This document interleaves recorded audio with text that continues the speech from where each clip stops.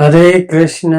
गत बार आपको सुंदरकांड करने की विधि से अवगत कराया गया था चैनल सरल धर्म पर। अब सरल धर्म पर आपको आज हम बात बताएंगे हनुमान चालीसा की। हनुमान चालीसा पढ़ने की विधि, ऐसी विधि जिससे मनोकामना पूरी हो। एक बात सब पहले ही बता दें, यदि आप किसी पर्टिकुलर विधि से, एक विशेष विधि से हनुमान चालीसा पढ़ रहे हैं और आपको रिजल्ट सही मिल रहे हैं, फल मिल रहा है, जैसा वांछित फल मिल रहा है, तो फिर आप मेरी बात ना सुनें। क्यों? क्योंकि इसका मतलब है आप में और आपके इष्ट में एक कनेक्शन हो चुका है। मैं आपको और बात बताने वाला कौन हुआ? जिस तरह आप करें वैसे ही करते रहिए। हनुमान चालीसा पढ़ने की विधि पर गौर करें। देखिए, हनुमान चालीसा पढ़ने की कोई विधि नहीं है, जो विधि है वो इसमें ही लिखी हुई है। आप पहुँच जाइए आखिर में, जो पढ़े हनुमान चालीसा होए सिद्धि साखी गौरी सा। मतलब क्या है इसका पढ़ने का विधान?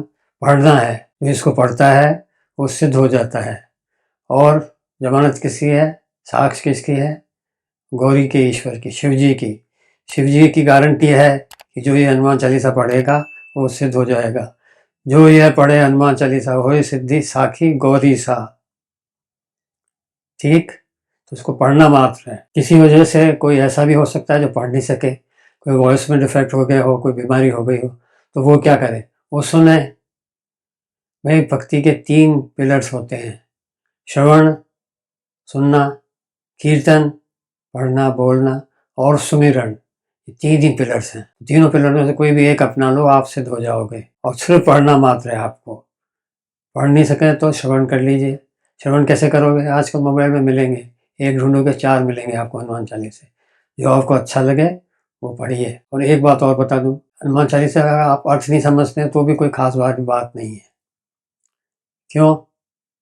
एक तो इसका अर्थ बहुत आसान है, आप समझ जाएंगे। नहीं तो हिंदी में कहीं भी पढ़ लीजिए, पता कर लीजिए। अर्थ आए तो बहुत ही अच्छा है, नहीं आए तो भी कोई दुख होने की बात नहीं है। सिर्फ ये विश्वास होना चाहिए कि एक हनुमान चालीसा है, इसको तुलसीदास जी ने लिखा है और इसकी गारंटी दी है शिव जी ने। इसको जो पढ़ता है उसका काम सिद्ध हो जाता है, मनोकामना पूरी हो जाती है। ये मन में विश्वास रखिए। ये मन में विश्वास हुआ तो आपका सिद्ध हो जाएगा, चाहे आप मतलब समझते हो या ना समझते हो। ठीक? परंतु कुछ इसमें त्रुटियां हैं, वो मैं आपको बता दूं। बहुत लोग करते हैं, तो आप ना करें तो अच्छा है। देखिए, शुरू में क्या है? श्री गुरु शरण सरोज रज निज मन मुकुरु सुधारी। मुकुरु लिखते हैं, मुकुरु लिखकर बोला जाता है मुकुर।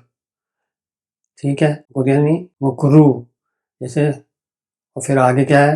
वर्णो रघुवर विमल जैसे दायकु फल चारी। लिखा तो है दायकु, नहीं बोलते हैं, जो दायक फल चारी नहीं चार। तो क्या हो गया? श्री गुरु चरण सरोज रज निज मन मुकुर सुधारी, वर्णो रघुवर विमल जस जसु नहीं, जो दायक फल चार ही नहीं। जैसे आपने सुना होगा, दीन दयाल विरद सिंहारी हरिनाथ बंद संकट वारी। लिखा तो है दीन दयाल विरदु संभाली, तो विरदु मत बोल दीजिएगा। ये गंवार और अनपढ़ की निशानी है विरदु बोलना। ये अवधी लैंग्वेज है और इसमें शब्द की तुकबंदी है। रचना है ना, काव्य रचना, शब्दों की तुकबंदी भी है, वो भी रूल्स हैं। ग्रामर चेंज हो जाती है कविता में, ये भी आप जानते ही हैं। ये है, ये गलती ना करें। एक बहुत से लोग गलती करते हैं जो नहीं करनी चाहिए उनको, मतलब साफ साफ है लेकिन फिर भी करते हैं। तुमरे भजन राम को पावे। हनुमान जी के लिए है ना, हनुमान जी के भजन करने से राम जी की प्राप्ति हो जाती है। गत बार हमने बताया था कि जिस विशेष देवता की हम पूजा करते हैं हम उसी को प्राप्त होते हैं, लेकिन हनुमान जी एक एक्सेप्शन है। हनुमान जी को भक्ति करने से हम सीधे ही राम जी को प्राप्त होते हैं।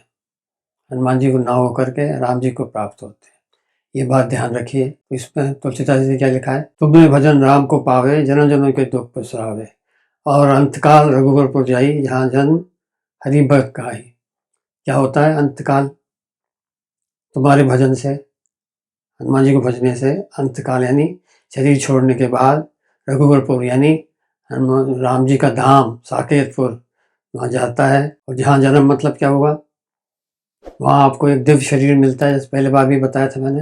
और उस शरीर से आप अनंत काल तक राम जी की भक्ति करते हो। राम जी का धाम हुआ, कृष्ण का धाम हुआ, देवी का धाम हुआ, ये हरदम के लिए होते हैं, ये प्रलय में भी नष्ट नहीं होते। ठीक है? तो आप हरदम वहाँ रहेंगे, जन्म की तो बात ही नहीं है। कोई ने इसके ट्रांसलेशन किया है, अगर फिर भी जन्म लेना पड़ा तो हरि भक्त कहेंगे। अरे भाई क्यों लेना पड़ेगा जन्म हमें? हम कर रहे हैं भक्ति हनुमान जी की मोक्ष प्राप्त के लिए, क्यों लेंगे जन्म? है ट्रांसलेशन करने वाला बेवकूफ़, मैं सॉरी बहुत स्ट्रॉन्ग वर्ड यूज़ कर गया, ये कहूँगा नादान है, उसको थोड़ा और विचार करना चाहिए। एक दफ़ा कह दिया, अंत काल में कहाँ जाता है? रघुवरपुर चला गया। तो वो ऐसी जगह है जहाँ जाने के बाद कोई लौटता नहीं है, गीता में लिखा है ना। और ये ऐसा पुर है जहाँ पर न सूरज की रोशनी जाती है, न चंद्रमा की रोशनी जाती है, और स्वयं प्रकाश है। यहाँ कोई चला गया तो फिर वापस नहीं आता है, ठीक है? तो ये गलती है, आप किसी गलत दिमाग में ट्रांसलेशन बैठ गई हो। अगर जन्म लेना पड़ा तो हरि भक्त कहेंगे, क्यों लेना पड़ेगा जन्म? इसकी मोक्ष होगी उसको जन्म नहीं लेना पड़ता, और आपको तो मोक्ष से ऊँची चीज़ मिली है ना। हनुमान चालीसा पढ़ने से, हनुमान जी की भक्ति करने से आपको मोक्ष से भी ऊँची चीज़ मिलती है जो भक्त मांगते हैं। भक्त चारों तरफ की मोक्ष को ठुकरा देते हैं, कहते हैं नहीं चाहिए साहिब, नहीं चाहिए सालोक मोक्ष, नहीं चाहिए सालोक मोक्ष, नहीं चाहिए सामीप्य, हमको तो हमारे राम जी चाहिए, हरदम के लिए राम जी और हम साथ साथ रहें। ये मिलता है आपको हनुमान चालीसा करने से। किसी गलत ट्रांसलेशन वाले की बात ना माने, और भी बात कुछ इंटरप्रेट करनी हो तो उसको ठीक हनुमान चालीसा के जो वर्ड्स हैं तुलसीदास जी के, वो दिमाग में रख के इंटरप्रेट करें। एक और है साहब, तुलसीदास सदा हरि चेरा, कीजिए नाथ हृदय में डेरा। तो आपको सिखाएंगे लोग बहुत विद्वान लोग कि तुलसीदास जी के अपना नाम सब्सिट्यूट कर लो। हाँ भाई, चोर, लिटरेरी चोर, प्लेगरिस्ट लिखिए किसने? बेचारे ने, तुलसीदास जी ने। और उनकी छाती पे आप क्या कर रहे हो? योगेश हरि चेहरा, प्रणव हरा चेहरा, जनार्दन हरि चेहरा। अरे तुलसीदास जी हैं हरि के चेहरे, तो इसको ऐसे कैसे पढ़ना चाहिए? तुलसीदास सदा हरि चेहरा, साथ में एक फीलिंग लगा दो, जैसे तुलसीदास जी को आप में विश्वास है और राम जी, ऐसे मेरा विश्वास हो आप में, ठीक? जो भी इसमें लिखा है उसको एक शब्द भी इधर उधर मत करिए आप, एक एक शब्द मंत्र है। इसमें खुद में इंट्रिंसिक पावर भी है, अपने आप में भी पावर है, और सबसे बड़ी पावर है जो आप इसको देते हैं फीलिंग से। एक बात और जान लीजिए, जब आप इसको पढ़ रहे हो, हर शब्द का मतलब समझ के उसकी एक इमेज बनाइए। इमेज आपको बनानी नहीं पड़ेगी, भगवान ने हम ह्यूमन बींग्स को, मनुष्य की रचना ही इस तरह की है, हमारी संरचना ही ऐसी है कि हम जो कुछ बोलते हैं तो पहले उसकी इमेज दिखती है हमको। आप शब्द माँ बोल के देख लीजिए, अब माँ बोलोगे शब्द तो एक इमेज आएगी एक औरत की, आपकी माँ की। और मेरी तरह आप जैसे बहुत लोग जॉइंट फैमिली में भी रहे होंगे, उनकी इमेज आएगी माँ और दादी की, दोनों के साथ साथ। अब मेरे बच्चे हैं, मैं हूँ, हम जॉइंट फैमिली में रहे हैं, दादा दादी ने हमें पाला है, माँ बाप भी रहते थे साथ, लेकिन जब आप जानते ही हैं हिंदू जॉइंट फैमिली में जहाँ दादा दादी होते हैं वहाँ दादा दादी की चलती है, माँ बाप की कम चलती है, और बच्चे दादा दादी से ज़्यादा प्रेम करते हैं। नए बच्चों को तो बहुत अजीब लग रहा होगा, माइक्रो फैमिली जो है, एटॉमिक फैमिली वाले, दूर रहने वाले, ये हकीकत है, ठीक है? बात इमेज की चल रही थी, तो माँ की इमेज आएगी, आप दादी की इमेज आएगी, और नानी की भी आ सकती है। और ऐसी किसी भी औरत की जो मदर फिगर रही हो, आपकी बुआ की आ सकती है, मौसी की आ सकती है, या पड़ोसी किसी स्त्री की आ सकती है जो बचपन में जिसने आपको बहुत प्रेम दिया, ठीक? तो आप रह ही नहीं सकते, शब्द बोलोगे तो इमेज आएगी, उसके साथ एक फीलिंग भी आएगी। अब आपने शब्द बोला माँ, तो माँ से जो आपके रिलेशनशिप रहा ना, वो फीलिंग आएगी आपकी, एक संरक्षण की। वो बाय चांस वैसे करोड़ों में से एक होगा कोई जिसकी माँ से अच्छे रिलेशनशिप नहीं रहे हों, उसको अच्छी फीलिंग भी नहीं आ सकती, पर ऐसे करोड़ों में से एक है। छोड़ दो उसको भी, बात करें हनुमान जी की। स्टार्ट किया हमने जय हनुमान, हनुमान, तो हनुमान जी की एक इमेज आई, एक बंदर आया। हो सकता है आपको कोई बूढ़े रूप में दिखे, किसी को जवान रूप में दिखे, किसी को मुकुट लगाए दिखे, तो आएगी एक इमेज आएगी हनुमान जी। आप जान लीजिए हनुमान जी कौन है। आपको वैसे बता चुके हैं हनुमान जी ओंकार हैं, लेकिन फिर दोबारा दोहराएंगे। एक बार क्या हुआ, फुर्सत में बैठे थे राम जी हनुमान जी के साथ अकेले में, बोले हनुमान तू कौन है? हनुमान ने कहा यार क्या पूछे हैं स्वामी? बोले महाराज, परमार्थ की दृष्टि से तो मैं और आप एक ही हैं, जो आप हो वो मैं हूँ। वेदांत की दृष्टि से मैं जीव हूँ, आप ब्रह्म हैं। व्यवहार की दृष्टि से मैं सेवक हूँ, अंजनी पुत्र हूँ, आप मेरे स्वामी हैं दशरथ नंदन। हनुमान तो ठीक कहता है, ये मान के आप चलिए। व्यवहार में क्या हुआ, हनुमान जी इष्ट और आप सेवक। सेवक हो, या आप कोई रिलेशनशिप रख रखी हो हनुमान जी से, भाई मानते हो तो बड़ा भाई हो मान लो, पिता मानना चाहो पिता मान लो, ताऊ मान लो, दादा मान लो, कुछ भी मान लो, राजा तक मान लो, और कुछ नहीं तो। लेकिन कुछ रिलेशनशिप रहनी चाहिए जिससे प्रगाढ़ हो जाए, रिलेशनशिप प्रगाढ़ होती है। हनुमान जी को सब बोलते ही इमेज आनी चाहिए।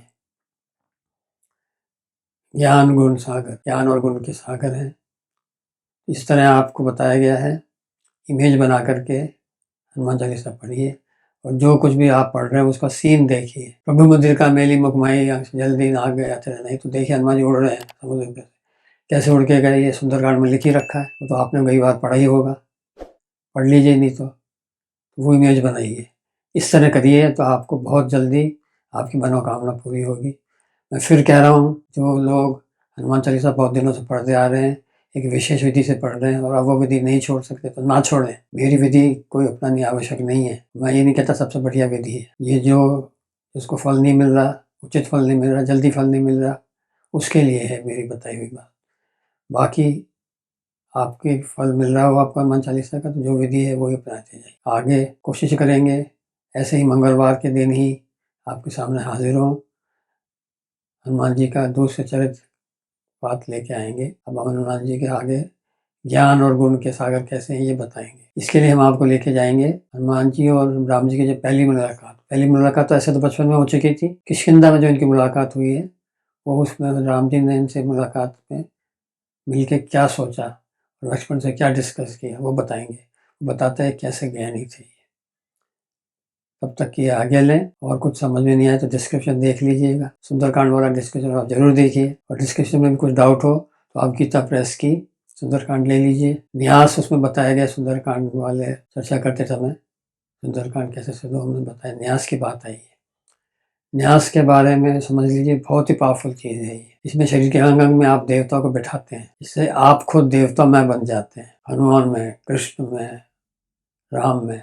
यही भक्ति का उद्देश्य है। ठीक करे जाइए हनुमान जी की भक्ति, हनुमान जी को ओमनीपोटेंट मान के करिए। क्यों ओमनीपोटेंट? मैंने अभी बताया ना, जो आप हो मैं हूँ, कहा ना हनुमान जी ने। राम जी ने बात तो नहीं काटी, ना तो नहीं कहा, तो हनुमान जी को राम जी के बराबर मान के चाहिए। जैसे ओमनीपोटेंट क्या होता है, उसके बराबर कोई नहीं, उससे ज़्यादा कोई हो ही नहीं सकता। हनुमान जी को ऐसा मानिए कि सब कुछ हनुमान जी हैं, आप सब कुछ कर सकते हैं, हर फल आपको दे सकते हैं। बेस्ट तो यही है कि हनुमान जी से राम जी को मांग लो, राम जी का धाम ही मांग लो। अरे भाई, सबसे बढ़िया चीज़ आपको मिल गई कौड़ो, उसी दाम में आपको एक तो मेरे कार, एक बंगला, एक छोटी सी चॉकलेट। तो छोटी सी चॉकलेट लोगे क्या? तो इसी हनुमान चालीसा से आपको राम जी मिल रहे हैं हरदम के लिए, और हरदम के लिए भक्ति मिल रही है। मोक्ष तो छोटी चीज़ होती है, भक्ति हरदम के लिए। जहाँ जन्म हरि भक्त का है, तो दोबारा जन्म नहीं होगा। वहाँ जाने के लिए उस दौर के रक्षक कौन है? राम जी। हनुमान जी अगर आपको कृपा करेंगे तो राम जी की कोई ताकत नहीं आपको रोक ले अपने घर आने से। हम राम जी को आपको कबूल करना पड़ेगा, करना पड़ेगा, करना पड़ेगा। हनुमान जी को पकड़ लो और राम जी के धाम पहुँच जाओ, आवागमन के चक्र से मिट जाइए, छूट जाइए। यही आपका जन्म लेने का उद्देश्य है। माफ़ करिए, आप बोर मत होइए, बार बार मैं ये बात कहता हूँ। जीवन का ध्येय ही है आवागमन से चक्र से छूटना, जिसको आप करिएगा। ठीक है, अगले मंगलवार तक के लिए हरे कृष्ण। श्री राम जय राम जय जय राम, श्री राम जय राम जय जय राम। हरे राम राम राम हरे हरे, हरे कृष्ण कृष्ण कृष्ण हरे।